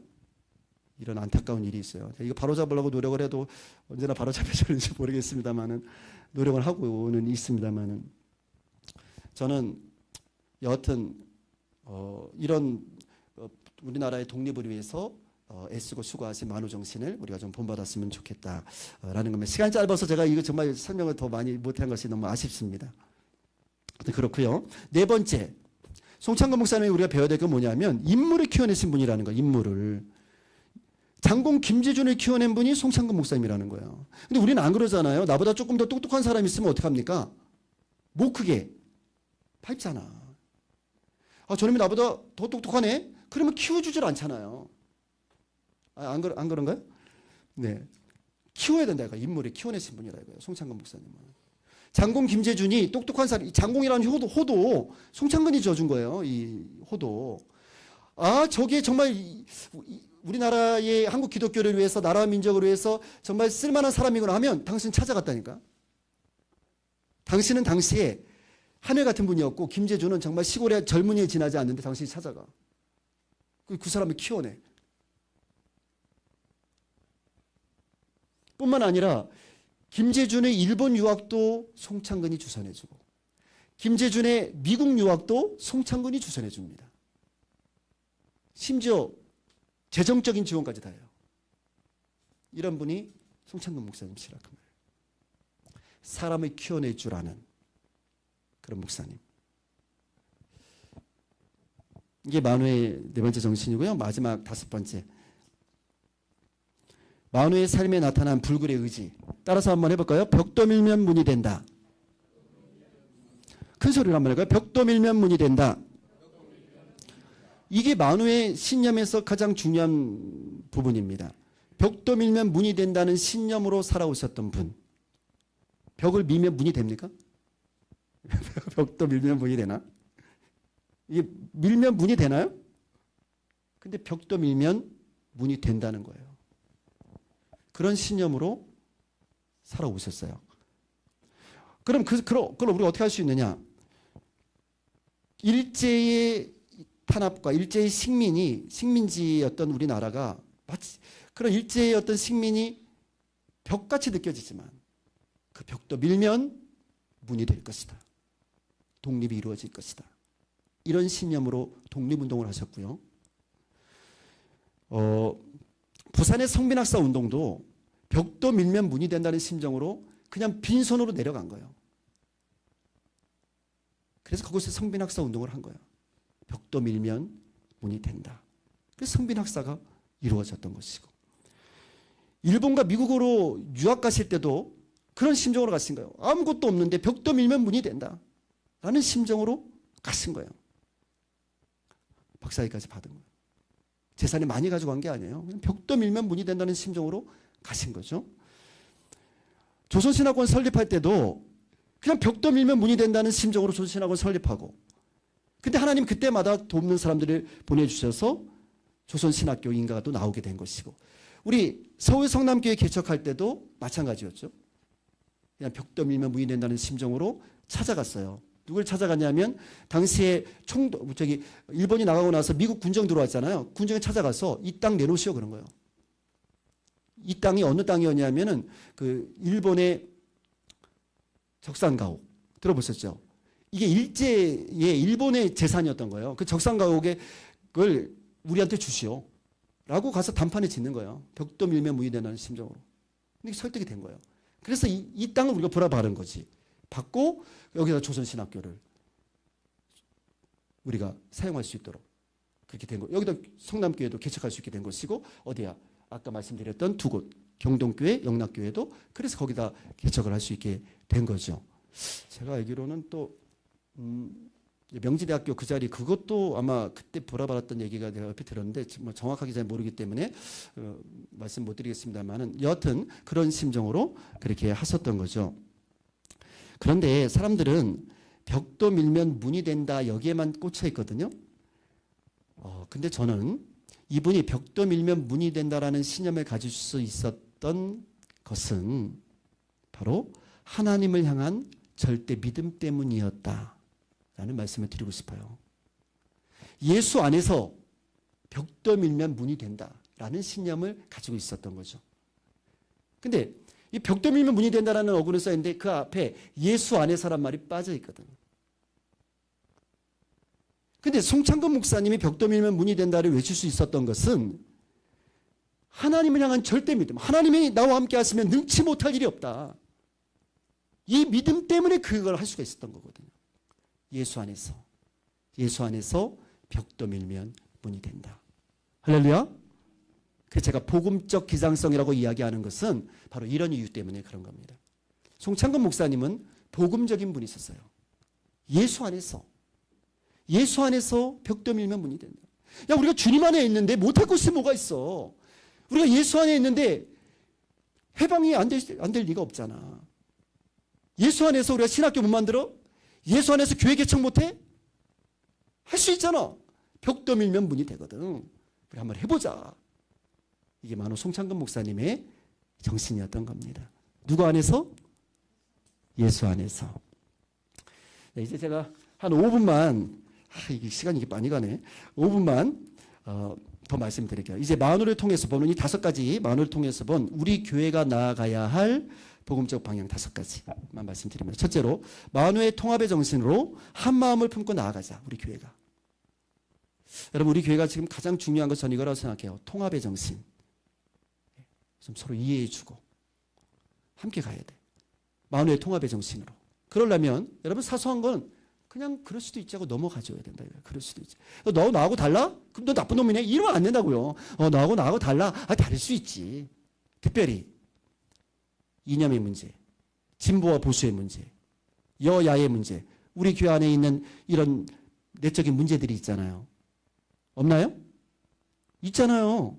네, 저 이번에 와서 몰랐는데 와보서 3년 해서 보니까 있구나. 알게 됐어요. 다를 수 있어요. 그럼 뭐가 낫고 뭐가 틀려? 본인 이슈로 볼 때는 나는 맞고 너는 틀린 거야, 전부 다. 여기에서 필요한 것이 만우의 통합의 정신인 거예요. 교회는 여러분 정치를 따지기 위해 온 데가 아니잖아요.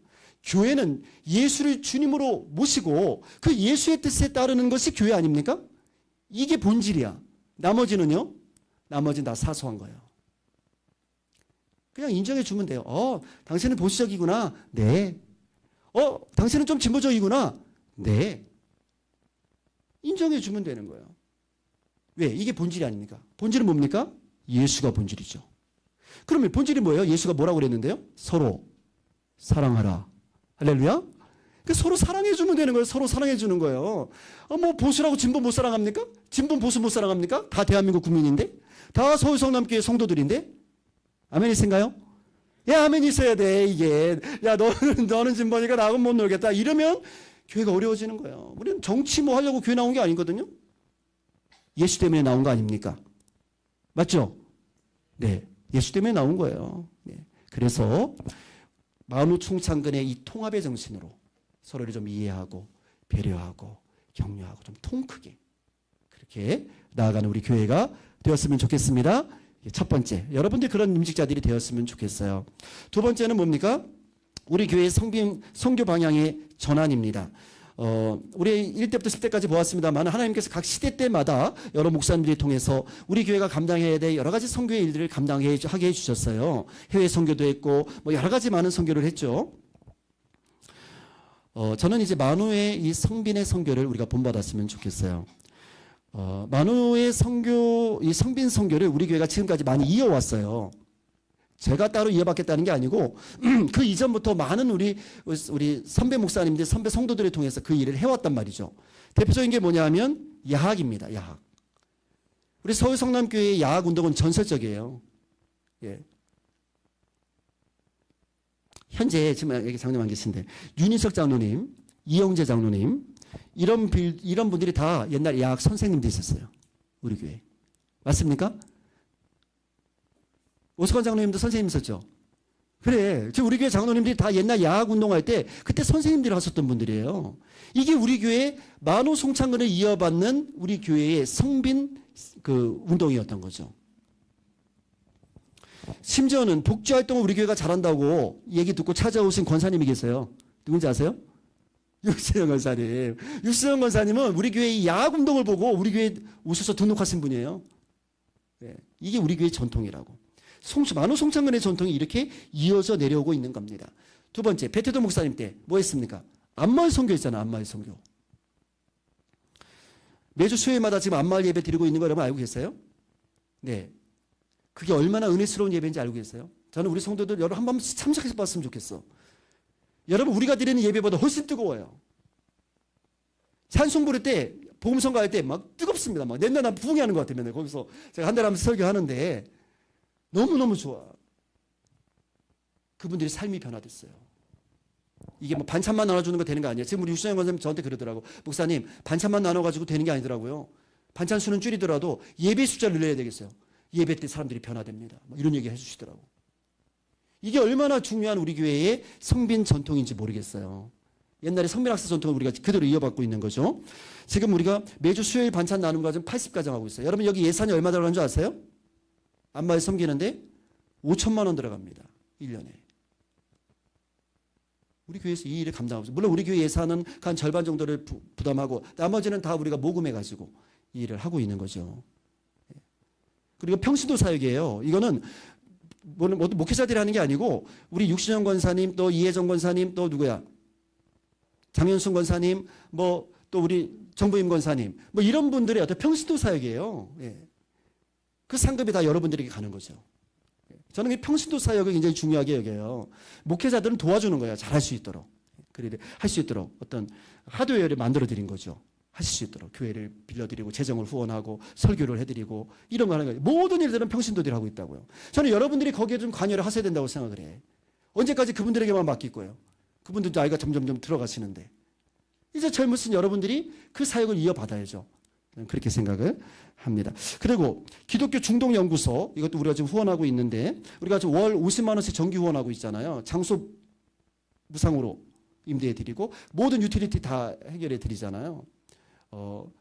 월요일, 목요일, 토요일 이렇게 하고 이제 주일날도 지금 우리가 중독연구소가 주일날에 지금 주일 예배를 하나 만들고 있어요. 그분들이 나중에 다 우리 교회에 또 오실 수도 있어요.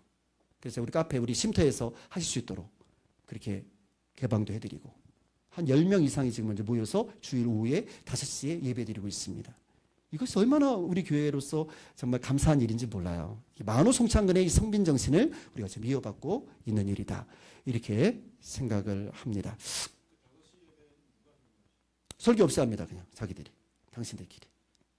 거기 구역장이 우리 유성필 집사님이에요. 그러니까 구역 예배라 생각하면 돼요. 구역 예배. 너무 좋죠. 자랑해도 됩니다. 이런 거. 하나님께 상 받을 일이거든요. 우리 예배가.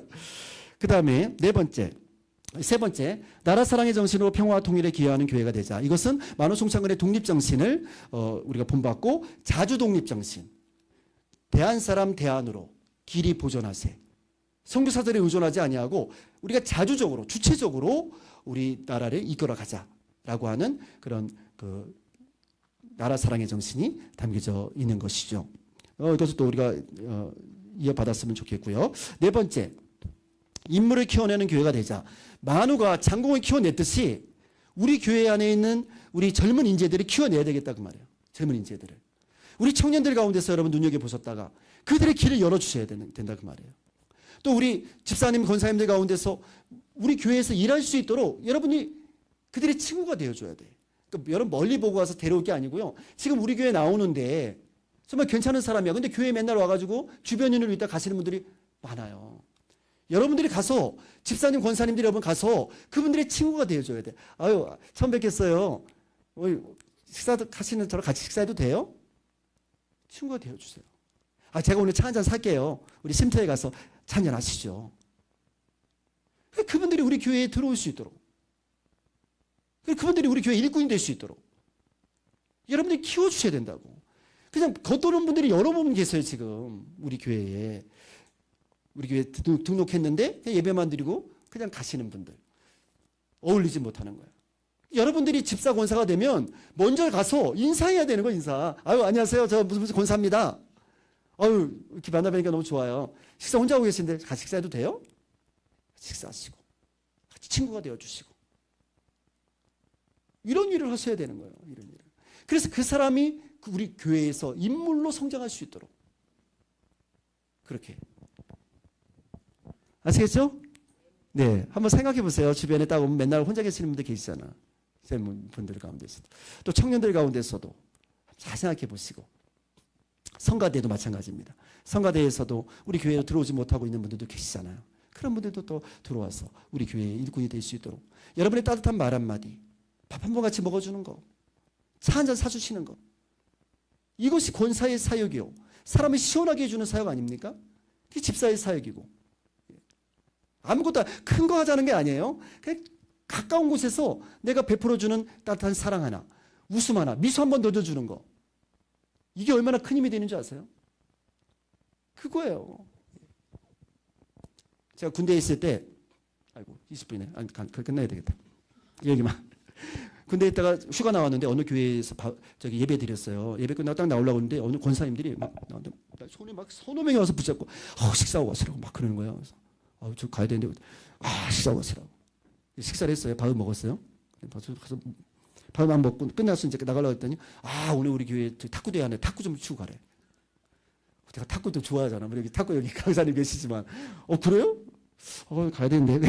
막 붙잡아. 탁구 치고 갔잖아. 탁구 치고. 탁구를 쳤는데, 그 다음에 뭐라고 그러냐면, 저한테 주소를 가르치다. 군 복무하는 부대 주소를 가르치다. 제가 이제 장교로 근무를 했으니까, 거기 뭐 BOQ 뭐 이런 거 써서 이렇게 줬어요. 왜 그러시니까 나한테 주보를 보내겠대요. 그때부터 전역하는 그날까지. 한 주도 빼놓지 않고 매주 주보가 왔어요.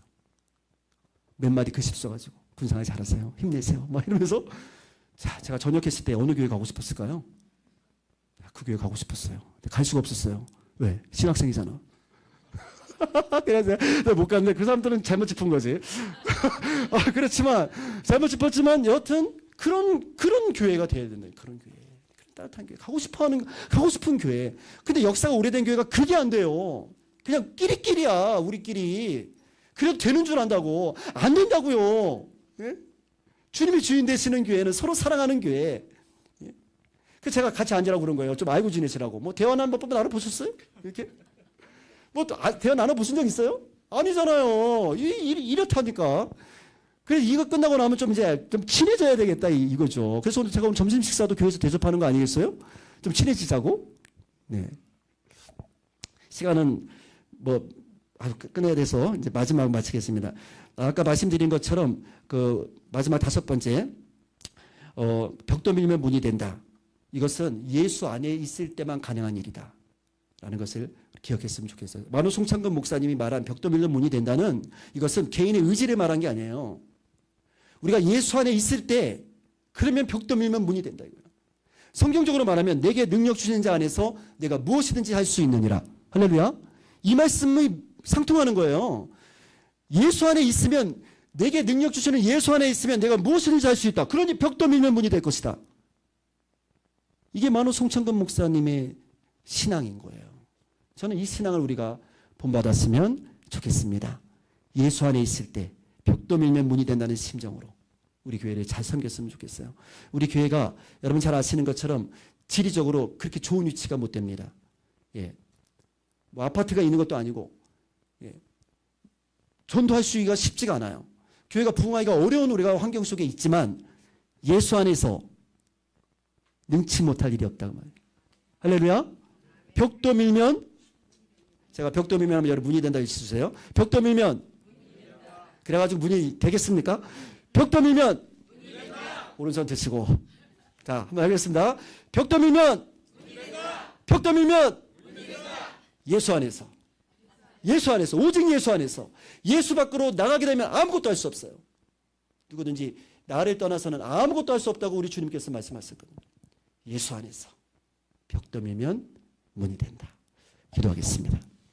좋으신 하나님 감사합니다. 오늘 첫 번째 교육을 은혜 가운데 마치게 하시니 감사합니다. 우리 교회에 대한 사랑을 갖게 하시고 무엇보다도 우리 주님을 사랑하는 임직자들이 되게 하여 주옵소서. 예수 안에서 힘을 모으게 하여 주옵시고 예수 안에서 승리하는 우리 모두가 되게 하여 주옵소서.